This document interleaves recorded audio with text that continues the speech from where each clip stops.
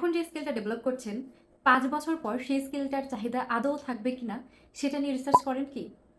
চলুন এমন ৫টা স্কিল নিয়ে কথা বলি যেগুলো আগামী ৫ বছর পরে চাহিদার শীর্ষে থাকবে বলে ধারণা করা হচ্ছে। প্রথমেই আছে আর্টিফিশিয়াল ইন্টেলিজেন্স এবং মেশিন লার্নিং। কেন গুরুত্বপূর্ণ?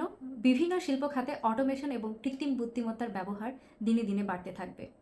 যারা এআই এবং এমএল জানে তারা সমস্যা সমাধান করে এবং নতুন প্রযুক্তি তৈরি করতে সক্ষম হবে।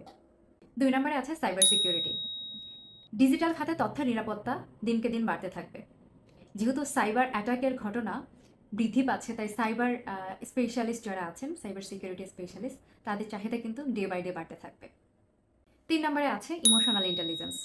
প্রযুক্তির এই দুনিয়ায় মানুষের এবং নিজের আবেগ বুঝতে পারা এবং সেটাকে নিয়ন্ত্রণ করার সক্ষমতাটা, এটার চাহিদা কিন্তু দিনকে দিন বাড়তে থাকবে। তাই ইমোশনাল ইন্টেলিজেন্স স্কিলসটা এখনই ডেভেলপ করে ফেলুন আপনার পার্সোনাল এবং প্রফেশনাল ক্যারিয়ার অ্যাডভান্সমেন্টের জন্য। এরপরে চাহিদার শীর্ষে থাকবে ডেটা সায়েন্স অ্যান্ড অ্যানালিটিক্স।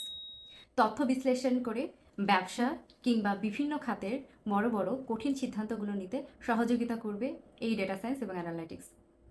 এরপরে আছে সাস্টেনেবিলিটি অ্যান্ড গ্রিন টেকনোলজি। জলবায়ুর দ্রুত পরিবর্তন এবং পরিবেশগত বিভিন্ন ধরনের চ্যালেঞ্জ মোকাবেলা করার জন্য সাস্টেনেবল প্রযুক্তির চাহিদা অনেকাংশে বেড়ে যাবে। আমি তো শেয়ার করলাম ৫টা স্কিল সম্পর্কে। এই ৫টা স্কিল সম্পর্কে আপনার কোন স্কিলটা নিয়ে আগ্রহ রয়েছে কমেন্ট সেকশনে জানাতে ভুলবেন না।